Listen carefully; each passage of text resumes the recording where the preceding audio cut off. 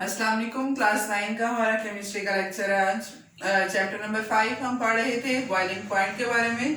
तो boiling point के बारे में हमने पढ़ा प्रीवियस लेक्चर में। आज हम पढ़ने जा रहे हैं फैक्टर्स अफेक्टिंग बॉइलिंग पॉइंट के कौन कौन से फैक्टर्स हैं जो बॉइलिंग पॉइंट के ऊपर अफेक्ट करते हैं लिक्विड्स के केस में कि बॉइलिंग पॉइंट किन लिक्विड्स का हाई होता है और किन लिक्विड्स का बॉइलिंग पॉइंट लो होता है।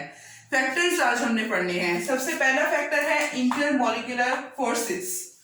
अब जैसे कि हमें पता है कि अगर लिक्विड के दरमियान में इंटरमॉलिक्यूलर फोर्सेस स्ट्रॉन्ग है, ज्यादा हैं, उन्होंने एक दूसरे को ज्यादा अट्रैक्ट किया हुआ है, तो क्या होगा कि लिक्विड्स को देर लगेगी अलग अलग होने में, वेपराइज होने में उनको देर लगेगी।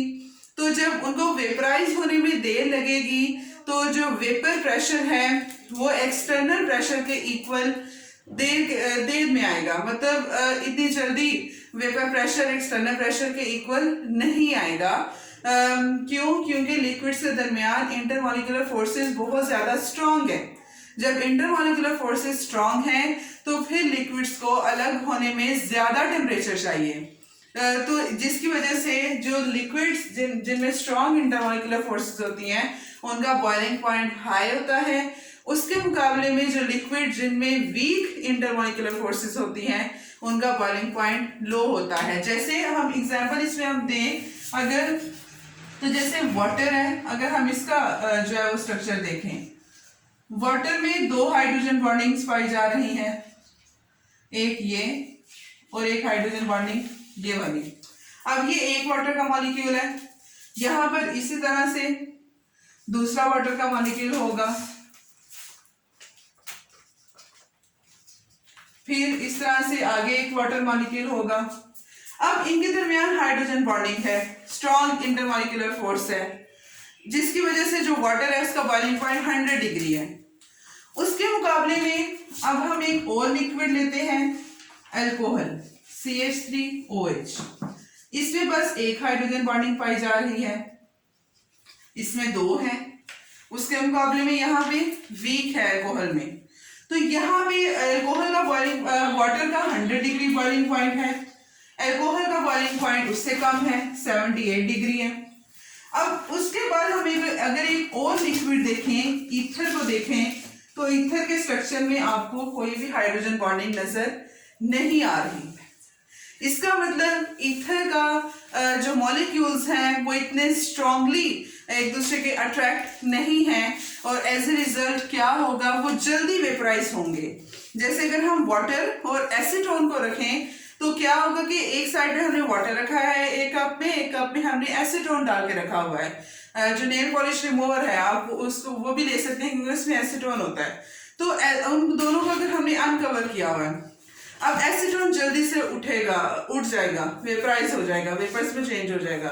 द रीजन इज दैट कि जो एसीटोन है उसमें हाइड्रोजन बॉन्डिंग कम है, बल्कि है ही नहीं है, और वाटर में दो हाइड्रोजन बॉन्डिंग्स पाई जा रही हैं।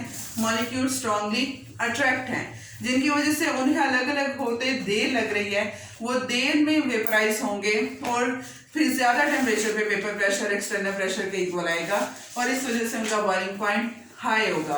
और उसके मुकाबले में जो लिक्विड जिनमें वीक इंटरमॉलिक्यूलर फोर्सेस हैं उनका बॉइलिंग पॉइंट कम होगा।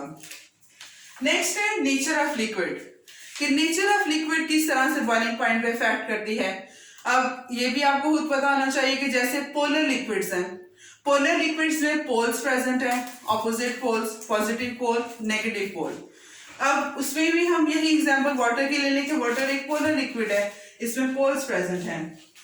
अब पोलर लिक्विड्स में पोल्स प्रेजेंट हैं, एक वाटर का एक मॉलिक्यूल का पॉजिटिव पोल अगले मॉलिक्यूल के नेगेटिव को अट्रैक्ट कर रहा है, फिर अगले मॉलिक्यूल का नेगेटिव उससे अगले मॉलिक्यूल के पॉजिटिव को अट्रैक्ट कर रहा है। जिस तरह अगर हम HCl की एग्जांपल लें, H पॉजिटिव Cl नेगेटिव, ये पोलर मॉलिक्यूल है हाइड्रोक्लोरिक एसिड।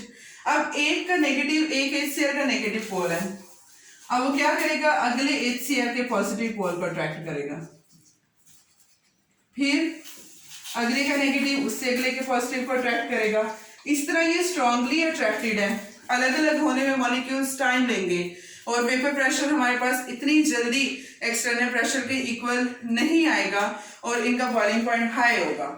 उसके मुकाबले में अगर हम नॉन पोलर लिक्विड्स को देखें तो नॉन पोलर लिक्विड जिनमें पोल्स नहीं बनते, जैसे हमने ईथर का देख लिया कि ईथर में हमें कोई भी पोल नजर नहीं आ रहा, यहाँ पे इंटरमॉलिक्यूलर फोर्सेस बहुत वीक होंगी, मॉलिक्यूल्स एक दूसरे को अट्रैक्ट स्ट्रांगली नहीं करेंगे क्योंकि वो पोलर लिक्विड्स नहीं है, नॉन पोलर हैं, तो जल्दी वो एक दूसरे से अलग हो जाएंगे और जल्दी वेपर प्रेशर एक्सटर्नल प्रेशर के इक्वल आ जाएगा और उनका boiling point at very low temperature उनका वेपर प्रेशर एक्सटर्नल प्रेशर के इक्वल आएगा और बॉइलिंग पॉइंट लो होगा। तो जो पोलर लिक्विड्स हैं उनका बॉइलिंग पॉइंट हाई होता है, नॉन पोलर लिक्विड्स का बॉइलिंग पॉइंट लो होता है। द रीजन इज दैट कि पोलर लिक्विड्स में क्या है, पोल्स, ऑपोजिट अट्रैक्शंस हैं चार्जेस की, और नॉन पोलर लिक्विड्स में पोल्स प्रेजेंट नहीं है, इस वजह से उनमें वीक फोर्सेस प्रेजेंट होती हैं। नेक्स्ट है एक्सटर्नल प्रेशर। अब जैसा हम कहते हैं बॉइलिंग पॉइंट क्या है, जब वेपर प्रेशर एक्सटर्नल प्रेशर के इक्वल आता है तो उसको हम कहते हैं बॉइलिंग पॉइंट। अब जैसे फॉर एग्जांपल एक्सटर्नल प्रेशर हमारे पास कम है, इतना है एक्सटर्नल प्रेशर, ये वेपर प्रेशर जल्दी इसके इक्वल आएगा तो बॉइलिंग पॉइंट कम हो गया, टेम्परेचर कम लगेगा। अब एक्सटर्नल प्रेशर अगर ज्यादा कर दिया जाए तो वेपर प्रेशर को एक्सटर्नल प्रेशर के इक्वल आने के लिए वेपर्स ज्यादा चाहिए, ज्यादा प्रेशर, अब ज्यादा वेपर्स कब बनेंगे, जब ज्यादा टेम्परेचर होगा तो बॉइलिंग पॉइंट ज्यादा होगा। अब यही फिनोमिना प्रेशर कुकर में यूज किया जाता है घरों में। अब प्रेशर कुकर में टोटली जो है वो प्रेशर कुकर सील होता है ऊपर से, क्यों, क्योंकि वहां पे एक्सटर्नल प्रेशर नहीं पाया जा रहा, प्रेशर कुकर में एक्सटर्नल प्रेशर को कम किया जाता है, हवा का प्रेशर, उसमें बाहर वाली हवा का प्रेशर नहीं होता, वो सील होता है, जिसकी वजह से जल्दी से लिक्विड के जो वेपर्स हैं वो उठते हैं, प्रेशर कुकर की सरफेस पे आ जाते हैं, वो प्रेशर एक्सर्ट करके अपनी जो उनके पास एनर्जी, हीट एनर्जी होती है, वो जो उसके अंदर जो भी चीज पड़ी हुई है उसके ऊपर वो प्रेशर लगाते हैं हीट एनर्जी का और वो जल्दी से पक जाती है। ये फिनोमिना प्रेशर कुकर में पाया जा रहा है कि वहां पे एक्सटर्नल प्रेशर को कम किया जा रहा है, बहुत कम किया जा रहा है, जिसकी वजह से जल्दी बॉयल हो जाती हैं चीजें। तो ये हमारे पास एक्सटर्नल प्रेशर का यही है कि जितना ज्यादा आप एक्सटर्नल प्रेशर करेंगे बॉइलिंग पॉइंट उतना ज्यादा होगा, क्योंकि उतना ज्यादा टेम्परेचर रिक्वायर होगा वेपर प्रेशर को उसके इक्वल आने के लिए, और जितना कम आप एक्सटर्नल प्रेशर करेंगे बॉइलिंग पॉइंट उतना कम होगा, क्योंकि जब जितना कम एक्सटर्नल प्रेशर होगा उतने ही कम टाइम में, उतने ही कम टेम्परेचर पे वेपर्स इतने बन जाएंगे कि वो उस एक्सटर्नल प्रेशर को अचीव कर लें, उसकी लिमिट को अचीव कर लें। तो इसी तरह से हमारे पास एक्सटर्नल प्रेशर ज्यादा तो बॉइलिंग पॉइंट ज्यादा, एक्सटर्नल प्रेशर कम और बॉइलिंग पॉइंट कम। और पोलर लिक्विड्स का भी हमने देखा ज्यादा बॉइलिंग पॉइंट और नॉन पोलर लिक्विड्स का कम, वो भी मैंने आपको रीजन बता दी है। यही फैक्टर्स हैं बॉइलिंग पॉइंट के, यही फैक्टर्स हमने करने हैं। इसके अंदर क्वेश्चंस हैं बनते हैं, why polar liquids have high boiling point then non polar liquids, how intermolecular forces affect the boiling point, और ये क्वेश्चंस जो बनते हैं वो मैं सेंड कर दूंगी आपको, और यही करना है। कल इंशाल्लाह हम फ्रीजिंग पॉइंट को डिस्कस करेंगे। Thank you so much.